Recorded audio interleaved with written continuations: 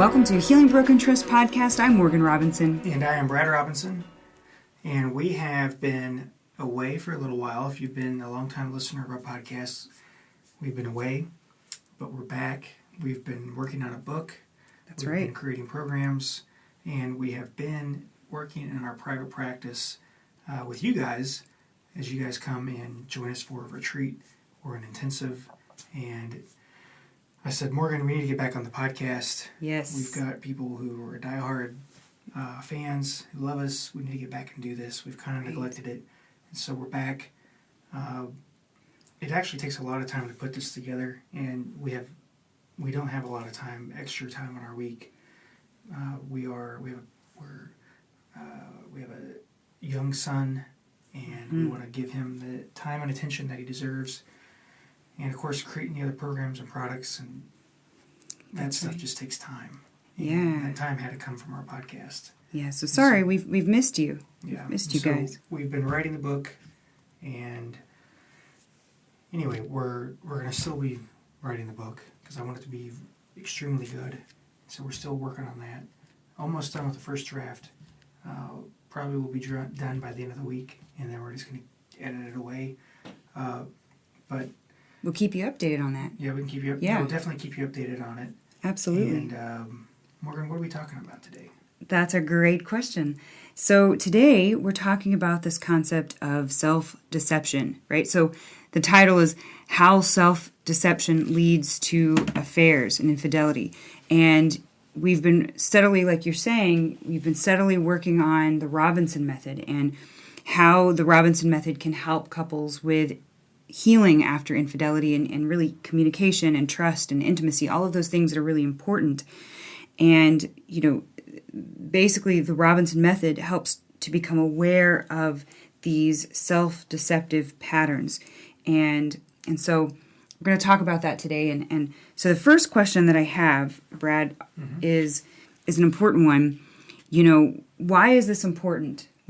First of all, what is self-deception, and why is it important to our listeners? Okay, that's a fantastic question. I want to answer that.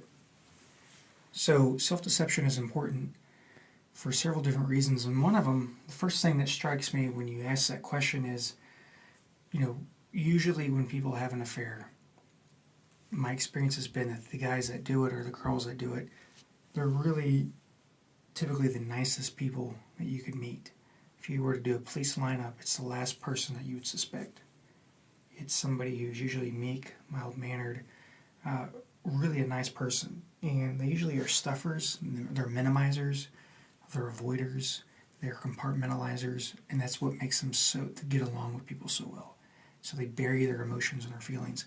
And part of that, that process of being a barrier, it's really self-deception. You're telling yourself it's not that bad. You minimize it, and you're downplaying it. And so anyway, self-deception is what makes somebody. It's really fascinating, kind of the work that I do. 1 hour I'll have like a newlywed. One session is a newlywed.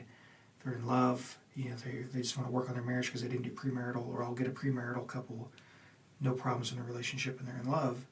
And part of me is thinking I wonder, because statistically, somebody's going to end up cheating. What's going to happen? Your mind just goes there, and then I'll the next session, or the next day, I'm going to deal with all day of infidelity. And those folks were in the exact same shoes as the premarital couple where they're in love. Mm-hmm. And everything was okay. And they're thinking, do I need to keep doing this because we have no real issues in our marriage? Do we need to keep coming and talking about this stuff? That's what the premarital were thinking? Yeah, that's what premarital people think. And we did premarital, and that's what we thought. We're okay. What do we need this for? I've studied this. I got a degree in this. Do I need to... This guy hasn't told me anything I don't know. Mm-hmm. And so you have those folks, but what happens between this in love stage and to where they're in my office and they are broken and they are in deep trauma, deep grief, deep shame, deep remorse? What happened in between there? Right. And I find that in between fascinating.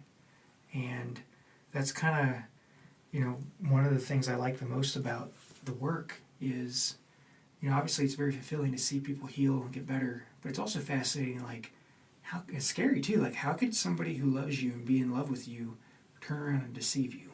Mm-hmm. And that's the question on everybody's mind when they're betrayed. And it's also it's also on the mind of those who've been the betrayer, who are involved in the affair, And so how do you go from that point, from in love to having an affair? There is, there's this self-deception, which I want to get fuller into, but there's also kind of the negative cycles that we've talked about previously on the podcast. And I hate repeating myself. That's why we kind of took a break, is like, kind of said a lot of stuff, and I don't want to repeat myself. Right. And you can go back and listen to that episode on negative cycles. Yeah, you can go back and listen to that. But I do want to just say, negative cycles make people, as they get stuck in it, and if you're a barrier, like you just, compartmentalize stuff, you just sweep it under the rug, the people who do that, and they tend to be more like the ones who are more likely to cheat, because that process of burying and compartmentalization is actually, that act alone, in a way, it's kind of self-denial or self-deception. Yeah. And that lays the groundwork for later having an affair, because they are extreme minimizers. Right. So they deceive themselves, and then it kind of leads into deceiving their spouse. Yeah. And then, we have to move, and I know you'll talk about this, from self-deception to self-awareness, and that's kind of the solution that you'll get into, I assume. Yeah. Like, let me just say this, how bad self-deception can be, or self-denial or minimization can be. I had a couple a long time ago where one of the partners had an affair, and the one who was betrayed, it ended up being with their best friend. That they were cheated on by their best friend and their spouse cheating on them. And this person had so much, compartmentalization and sweeping under the rug, that they were still friends with this person afterwards and never discussed the affair with them. And they were friends with the affair partner? Yes. Oh, wow. Yeah, they still remained friends with their best friend. Who had cheated on them. with their spouse. Wow. And so that's an extreme, but that's how far it can go. Yeah. And so there's, kind of a scale of self-deception, but that's how far it can go. Mm-hmm. And so, because people, and the self-deception or, denial or minimization or whatever you want to call it. Avoidance, rationalization, suppression, compartmentalization, self-justification, minimization, all that begins in childhood, and usually with kind of traumatic situations, and I would consider emotional neglect traumatic situations. Definitely. Like, you go through hurtful stuff, and you don't have somebody there to comfort you, and maybe instead they punish you, or they're just kind of they are in denial about your pain, or they don't want to address it. So that's where you learn it, and so that's kind of where this is learned, and it becomes more of an automatic subconscious thought process. And there is a researcher, I'm going to pronounce his name wrong. His name is, you could pronounce his name. You're good at this. I'm good at that. Fingaretti in 1969 talked about self-deception. And this is what he said. He said, self-deception involves multiple and complex psychological processes that render acceptable in a person's mind a course of action that on some level the person recognizes as problematic and may have negative consequences. So self-deception means, I know this could be problematic, but, and this could have lasting effect and be a negative consequence in my life, but in some way it's rendered acceptable. Mm-hmm. There's a self-justification. Mm-hmm. Part of self-deception is nobody's going to get hurt. If it's secret, nobody will know. It's just sex, or there's no sex. There's a self-justification. You're really deceiving yourself about the harm. Even if you don't think your spouse is going to know, you're deceiving yourself on the harm that it's going to cause you. Right. Or the kind of soul harm that it's going to cause you, and how it's going to affect your own moral compass, and your own ability to be empathetic and connect and ultimately feel like a good person. Right. And so anyway, let me say that again. This is what he says.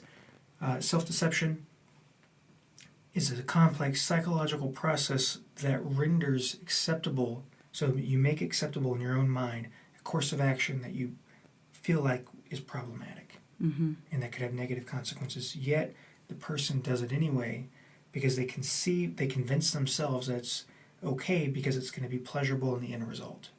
And so And less there's painful. there's a perceived gain from the choice in behavior. Yeah, so it's almost like it's a lesser pain to go ahead and just deny it or deceive, like the person that you gave as an example. It's like it would be so much more painful if I addressed this and talked about it, or even cut off this relationship, or because then I would have to feel something and actually address the pain there. Yeah. Now there was somebody. This is a case of self. I just remember somebody about 10 years ago.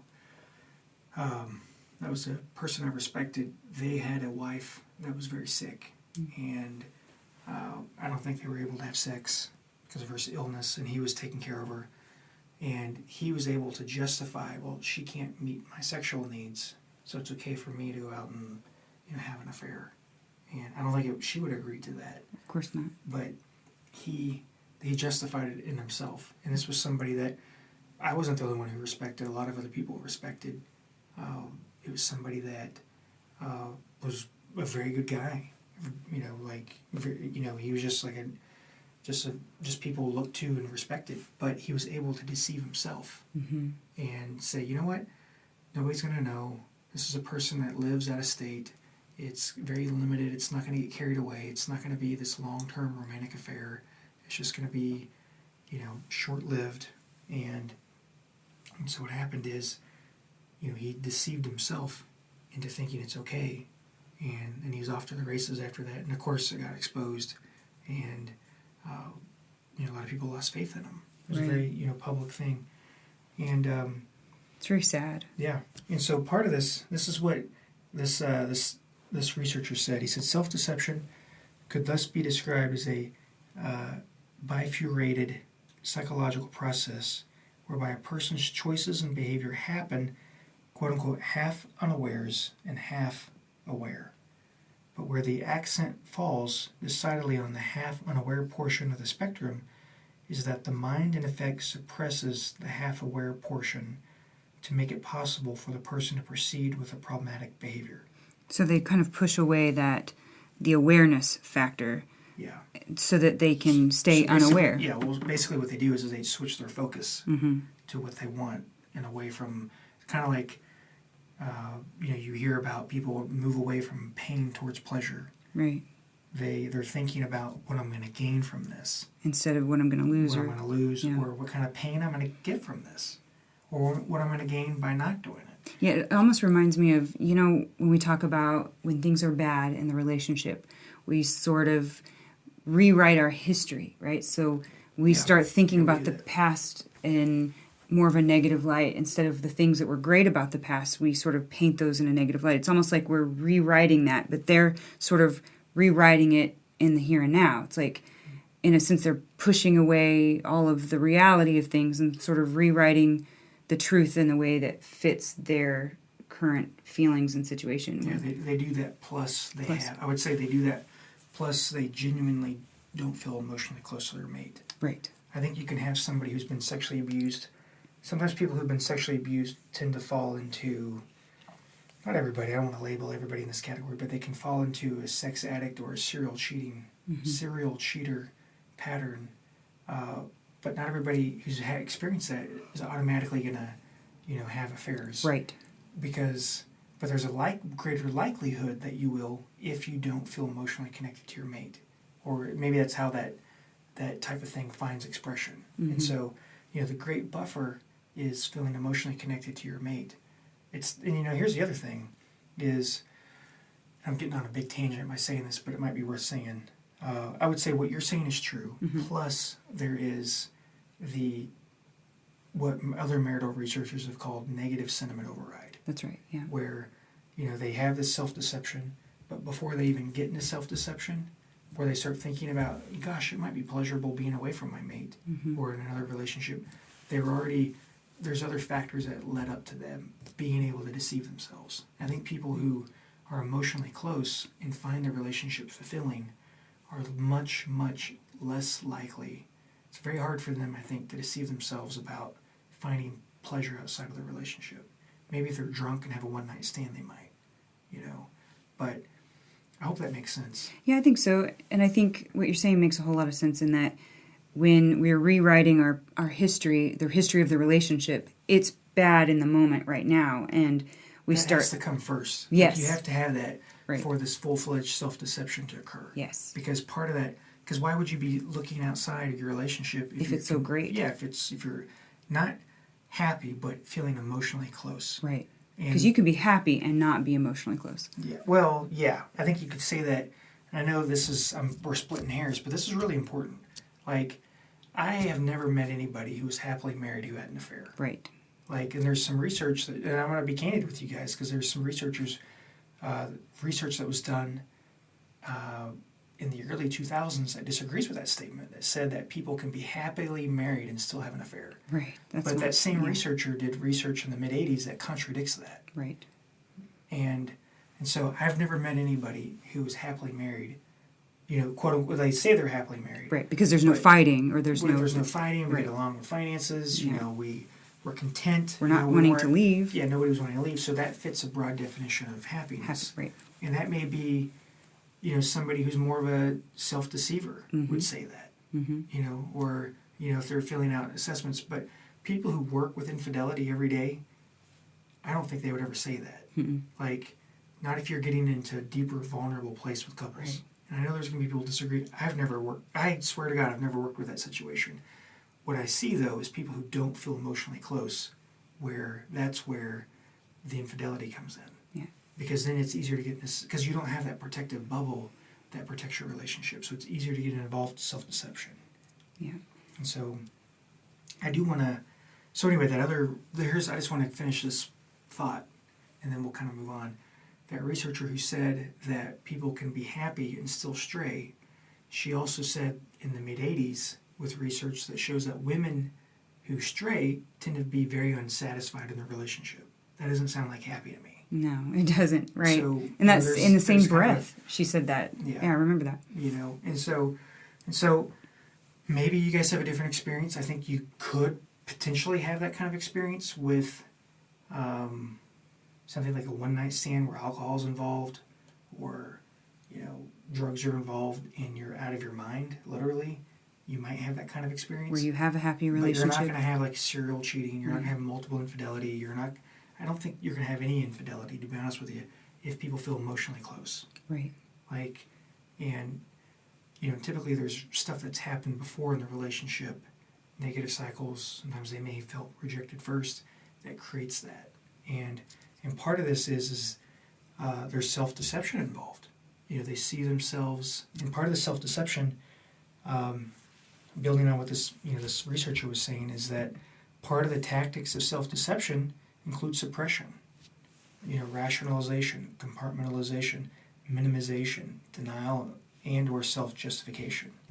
And so, kind of like the person I mentioned earlier, when they found out their mate cheated on them with their best friend, they're still friends with that person. Right. And that's part of that, in a way they're self-deceiving themselves, I don't want to say they're self-deceiving themselves, but they're definitely like minimizing what happened to be able to be friends, right, and never discuss it with that person. Yeah, that's incredible. And that's more of an extreme. Great person. I remember working with them a long time ago. Great person. But that's kind of a more of an extreme example. But that happens a lot with people who tend to be more the avoider in the relationship. Right. The one who bottles up their emotions. They're the ones who typically have affairs. You'll see a pursuer have an affair because they don't feel like they're getting through to their partner, and then they start getting burnt out, and they want to feel wanted. That's where their affair typically happens. And so, anywho, I hope this is making sense. Yeah, I think it's making sense. I'm pretty sure that, I'm following it. So, but let's talk about the self-awareness piece, Brad. Sure. because, we talk about how vulnerability is important, but self-awareness, if we're not self-aware, it can lead us to infidelity. And go ahead. Before we get into self-awareness, Yeah. I want to kind of talk about how self-deception can create what's called a slippery slope. Okay. And so self-deception typically isn't, and this is what the research shows, and I find this fascinating, and it's stuff that we've talked about before in our episode on the 10 types of affairs. Yeah. You've got people who are burnt out in your marriage. You've got limerent affairs. You've got 10 types of affairs. And we talk about people who are maybe more philanderers. Mm-hmm. They fit that pattern. And what the research says is that somebody who's more of a philanderer, where they have it's an okay for me to do attitude. Right. Somebody who more bucks social conventions, they exhibit an extreme sense of entitlement. They actively pursue opportunities for sex more or less whenever they're able to find them. They're not there's somebody who's actively out seeking this stuff. There's somebody who thinks it's morally okay for them to do. It's just something men do, or it's something just women do. It's kind of normal. It's just normal. My dad, when he was 65, he told me that having an affair is a normal thing. It's a rite of passage. Mm-hmm. About it was one of the craziest things I've ever heard. Yeah. And I was just shocked because it's like, this destroyed my life as a child and your life, and you've never rebounded from it. I've had to put the pieces together for me, and I was a kid. Like, what the hell are you talking about? Right. What are you talking about? Like, this is a rite of passage. Sorry for the language. It's just kind of silly, that attitude sometimes. And so serial philandering, they're not necessarily, I'm sure they could have self-deception, but they don't really fit a lot of the minimization because it's more like an entitlement attitude. I deserve to have this. Mm-hmm. Whereas self-deception tends to be more a slippery slope. Mm-hmm. Like somebody texting you on Valentine's Day and saying, hey, hope you're having a good Valentine's Day, like winks, Mm-hmm. smiley face, emojis or whatever. Somebody you haven't talked to in forever is like, hey, I was just thinking about you. Maybe we got to get some coffee. That's kind of a slippery slope. Right. And they're not really thinking about how that could where become that could something. lead, where that could go. And so part of the slippery slope is really just a gradual step-by-step process of choices being made, where the relationship with the third party often begins fairly innocently, more or less as a friendship or just a work relationship.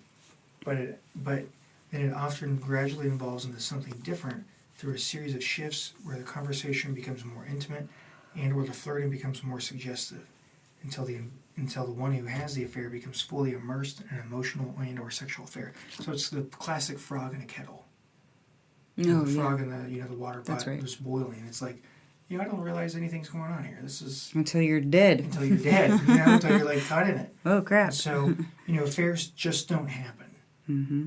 But sometimes people might think they do or describe it that way Right. because they're involved in self-deception. Mm-hmm. And so back to your question of self-awareness. Mm-hmm. Like, self-awareness is just being aware. It's really, so what we're talking about is the people who tend to have affairs, the avoiders who tend to have affairs, and pursuers are different.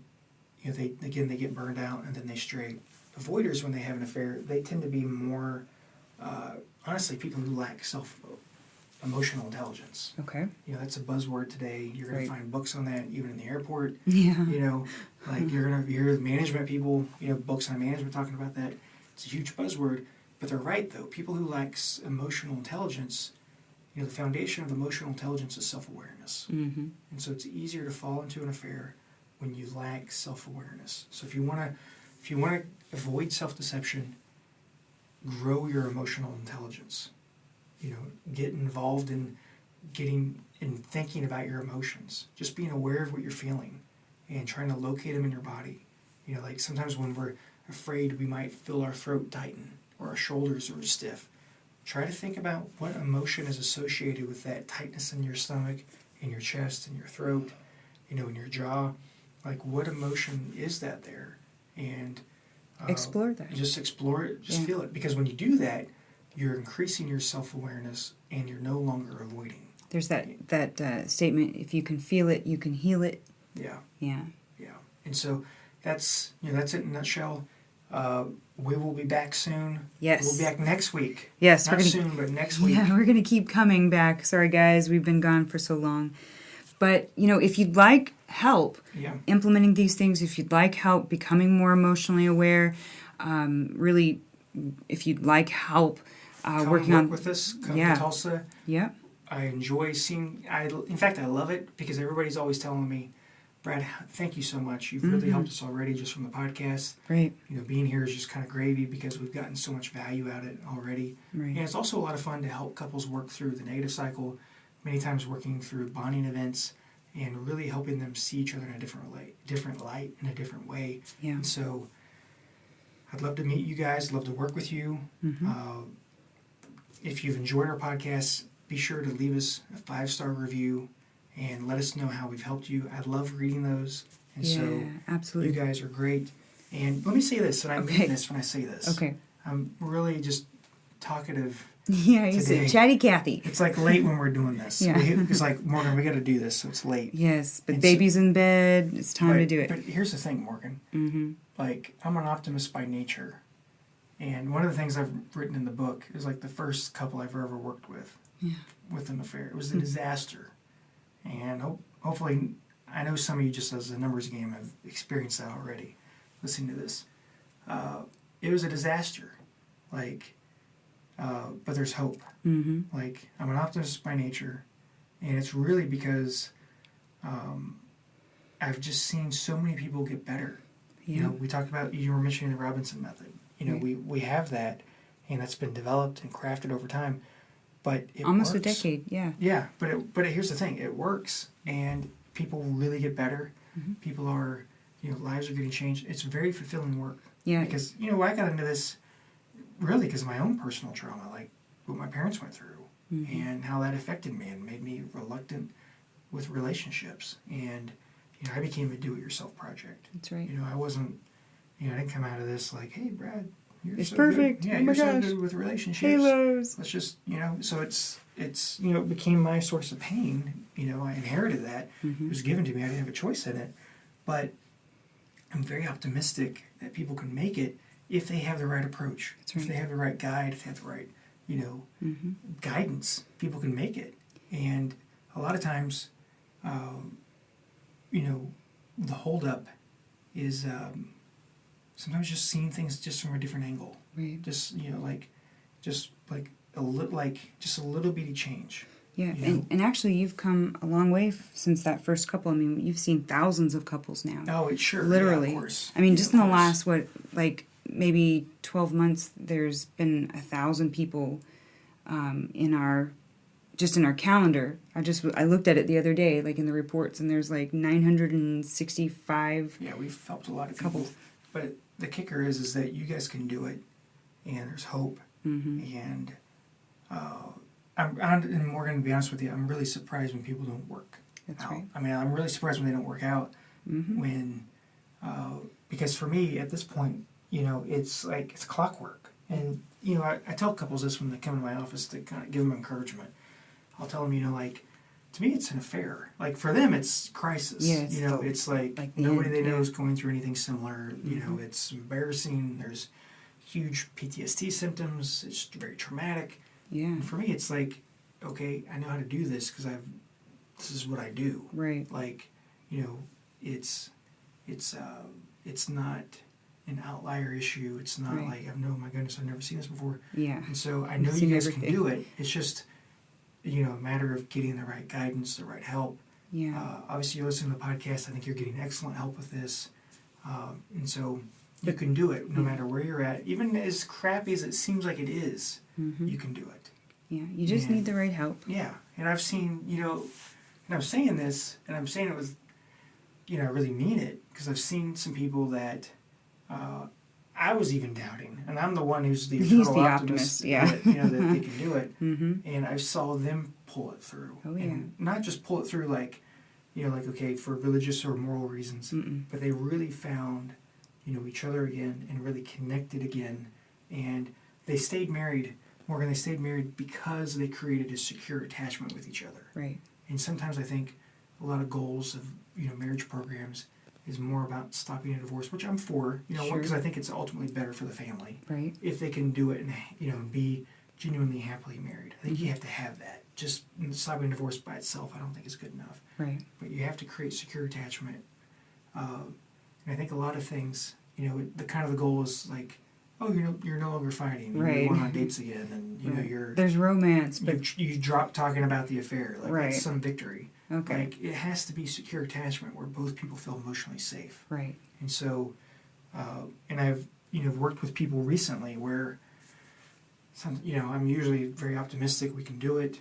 And this was a couple I worked with for quite some time, 2 years. And this was like, I was doubting it, Mm. and didn't, 2 years is a long time to do marriage counseling. Yeah. And It really is. they did it, and they're happy. And they recently wrote a review, letting everybody know just the success they've had. And that's fulfilling work. Mm-hmm. And you guys can do it. If they can do it, you guys can do it. Absolutely. Like, And there's so nothing new. don't doubt yourself. You can do it. Sometimes it's just seeing it from a different perspective. It's getting more help. It's sometimes it's a little bitty change. Yep. It's not drastic change. Sometimes it's little bitty changes that, like a little lever that moves a big boulder. It's a little crowbar that causes a whole boulder to go down the hill, like this 10,000-pound rock. And so you guys can do it.